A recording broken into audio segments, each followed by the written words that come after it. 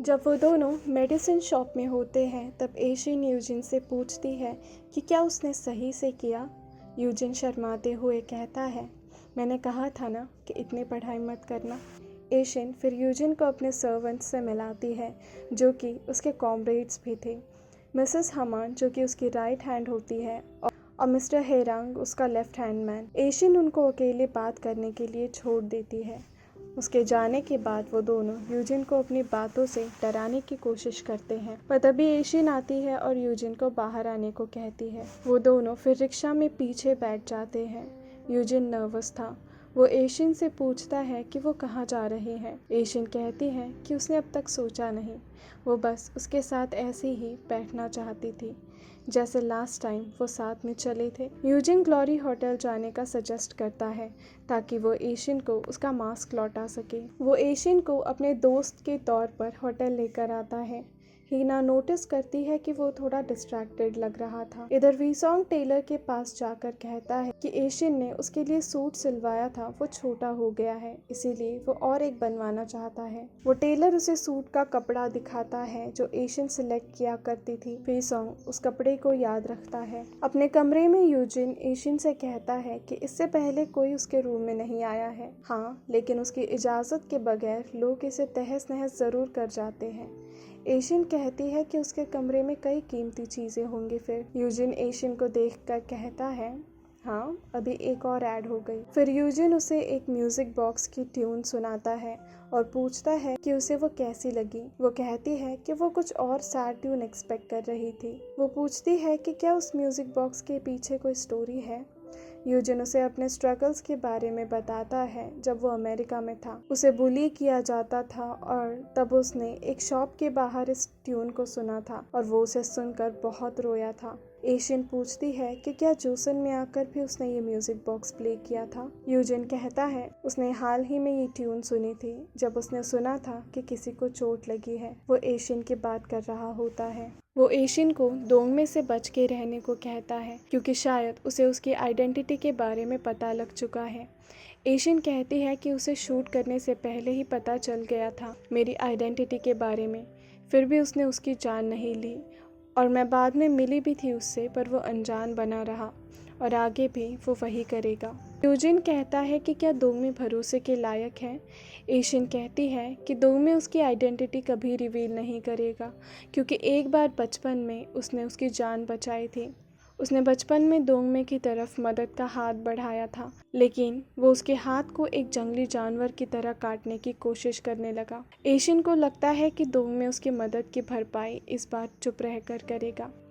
Asian third floor से कूदकर फिर वहां से चली जाती है। दोंगमे राइटेस आर्मी के एक मेंबर को पकड़ लेता है और उससे पूछता है कि उसने ये सब क्यों किया। क्या राइटेस आर्मी उसे इतना अच्छे से पे करती है कि वो अपनी जान तक की परवाह नहीं करता। दोंगमे उससे उनके दूसरे मेंबर्स का नाम पूछने लगता है, पर वो आदमी कहता है कि वो मर जाएगा लेकिन कभी अपने मेंबर्स का नाम रिवील नहीं करेगा। वो दोंगमे से कहता है कि उसे पता भी है कि जोसन की आज क्या हालत है, कितने ही कंट्रीज ने उनके रिसोर्सेज पर कब्जा जमाया हुआ है। वो मेंबर अपनी जान लेने की कोशिश करता है, पर दोंगमे यूको से उसे अपने साथ ले जाने को कहता है। दोंगमे वावोलू के पहले वाले ओनर को हयाशी को सौंप देता है और ये भी कहता है कि हयाशी की एक रॉन्ग इन्फॉर्मेशन की वजह से जेमुल्पो में उसके जाने कितने ही आदमियों को चोट आई। फिर वो राइटियस आर्मी के पकड़े गए मेंबर को हानसोंग से भाग जाने को कहता है। दोंगमे हीना को बताता है कि कैसे आज उसने राइटियस आर्मी के एक मेंबर को जाने दिया।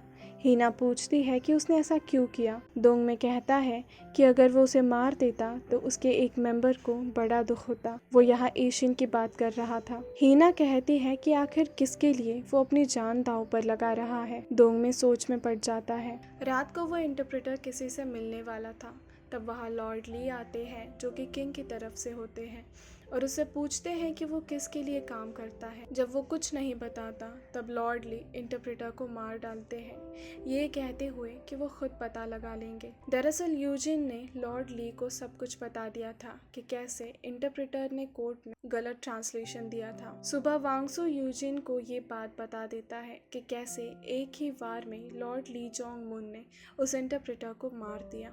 यूजिन कहता है, तो ये नतीजा हुआ मेरी चॉइस का। मुझे शायद मेरा फैसला बदल लेना चाहिए। नेक्स्ट सीन में एशियन वी सॉन्ग से मिलने ग्लोरी होटल आती है। हीना कहती है कि वो अभी उठा नहीं है, लेकिन कुछ देर में वो अपनी कॉफ़ी के लिए नीचे ज़रूर आएंगे। तब तक वो उसके साथ कॉफ़ी पी सकती है। हीना एशियन को कॉफ़ी पिलाती है जो कि उसे बहुत कड़वी लगती है। वो एशियन के बारे में कुछ बातें उसे बताने लगती है। एशियन तब कहती है कि शायद उसे उसमें बहुत ज़्यादा दिलचस्पी है। हीना कहती है कि उसे एशियन में नहीं, बल्कि उसे जिस चीज़ में दिलचस्पी है एशियन उसके बीच आ रही है। ऐसा ही चलता रहा तो पता नहीं उसे रोना चाहिए या फिर काटना चाहिए। एशियन कुछ कह पाती उससे पहले वहाँ वी सॉन्ग आता है और वो बात करने उसके कमरे में जाते हैं। एशियन उससे एंगेजमेंट तोड़ने की बात करने आई थी, पर वी सॉन्ग का कहना था कि ये दो फैमिलीज के बीच का मामला है, तो ये आसान नहीं होगा। पर इसके पीछे की वजह क्या है? क्या उसकी लाइफ में कोई और इंसान है? एशियन कहती है कि अगर उसकी लाइफ में कोई और इंसान भी है तो क्या वो एंगेजमेंट तोड़ देगा? वी सॉन्ग कहता है फिर तो उसे लड़ना पड़ेगा, चाहे वो इंसान जो कोई भी हो। पीछे हटने की उसके पास कोई वजह ही नहीं है। एशियन कहती है कि क्या उसका कोई ड्रीम नहीं है? वी सॉन्ग कहता है कि क्या कोई ड्रीम होना ज़रूरी है? वो बस बहाव के साथ जाना चाहता है। एशियन कहती है कि वो समझती है, पर वो उसको सपोर्ट नहीं करेगी। वी सॉन्ग कहता है कि उसे सपोर्ट करने वाला वैसे भी कोई है ही नहीं। वो कहता है कि फिलहाल के लिए क्यों ना वो दोस्त ही रहे। एशियन बिलियर्ड खेलने का सजेस्ट करती है क्योंकि उसी ने कहा था कि दोस्त साथ में वो खेलते हैं। वो एशियन को सिखाने की कोशिश करता है, लेकिन एशियन ऑलरेडी उसमें माहिर होती है। वी सॉन्ग एक बार में ड्रिंक कर रहा होता है, तभी दोंगमे उसे ज्वाइन करता है और कुछ देर में वहाँ यूजिन भी आ जाता है।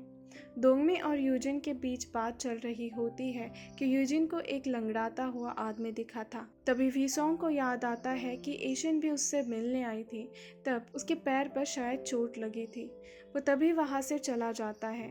उसके जाने के बाद यूजिन कहता है कि उसने वानिक को देखा था जो हमेशा से ही लंगड़ाता है। यूजिन कहता है कि शायद दोंगमे उसे छुपाने की कोशिश कर रहा है। यूजिन कहता है कि वो आदमी वानिक ही होना चाहिए, हम दोनों के लिए नहीं बल्कि हम तीनों के लिए यही ठीक होगा। वो दोंगमे को हिंट करने की कोशिश कर रहा था कि वो एशियन को अकेला छोड़ दे। इधर यूजिन एशियन को अपना म्यूजिक बॉक्स कुछ समय के लिए दे देता है। उसे सुनकर वो बहुत खुश हो जाती है। एशियन यूजिन से मिलने आती है। यूजिन पूछता है कि क्या वो म्यूजिक बॉक्स रिटर्न करने के बहाने से यहाँ आई है, लेकिन एशियन कहती है कि वो बहाना वो फिर कभी यूज़ करेगी।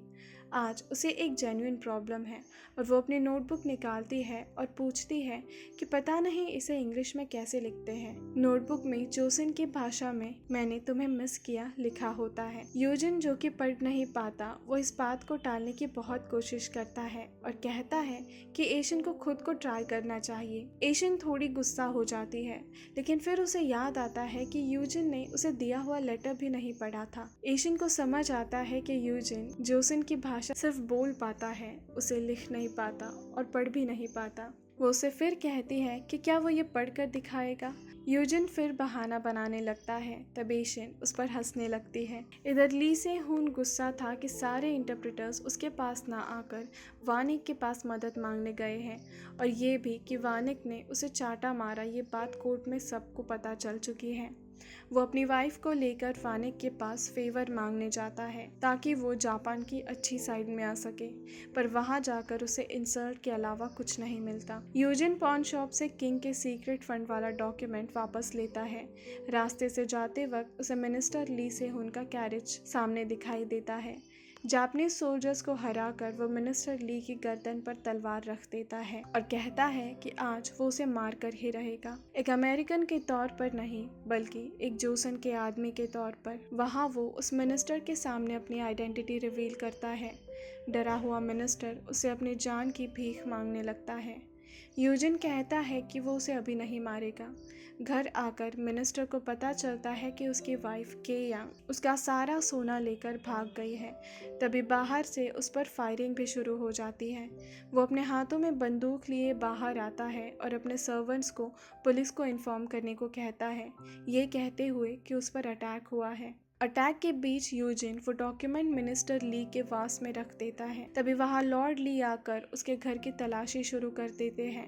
हमें पता चलता है कि ये सब यूजिन का प्लान था शुरुआत से, जिसमें उसने लॉर्ड ली को भी शामिल कर लिया था। वहाँ उन्हें वो डॉक्यूमेंट मिलता है जिसमें किंग के सीक्रेट फंड की इंफॉर्मेशन होती है। इसे बहुत बड़ा ट्रीजन यानी कि देशद्रोह माना जाता है और किंग खुद वहां आकर मिनिस्टर ली को गद्दार डिक्लेयर करके उसे वही मार डालने का हुक्म देते हैं। राइटर्स आर्मी जोसन के किंग के भी खिलाफ थी, इसीलिए उनमें से एक मेंबर किंग को शूट करने की कोशिश करता है, पर यूजिन उसे रोक लेता है, ये कहते हुए कि आज एक गद्दार काफी है। यूजिन इन के पास वाले डॉक पर एशियन का इंतजार करता है। नदी ठंड के कारण जम चुकी थी, इसीलिए एशियन साथ चलने का सजेस्ट करती है, क्योंकि वो वैसे भी बोट से नहीं जा पाएंगे। जाते वक्त वो यूजिन को ली से हुन की डेथ के बारे में बताने लगती है। यूजिन पॉलिटिक्स से अनजान बनने का नाटक करता है। एशियन यूजिन को अपने यूएस पहुंचने की स्टोरी बताने को कहती है। यूजिन को डर था कि शायद ये स्टोरी जानने के बाद उन्हें अलग होना पड़ेगा, लेकिन फिर भी वो एशियन को अपनी पूरी बैक स्टोरी बताता है। उसे सुनने के बाद एशियन इमोशनल हो जाती है। उसके चेहरे को देखकर यूजिन कहता है, हाँ, मैं जोसन में एक स्लेव था। ये कंट्री जिसे तुम प्रोटेक्ट करने की कोशिश कर रही हो, वो आखिर किसके लिए? क्या उसमें कसाई लोगों के लिए कोई जिंदगी है? क्या गुलामों के लिए उसमें कोई जिंदगी है? एशियन कुछ नहीं कह पाती। वो बस यूजिन को इमोशनल होकर देखती रहती है।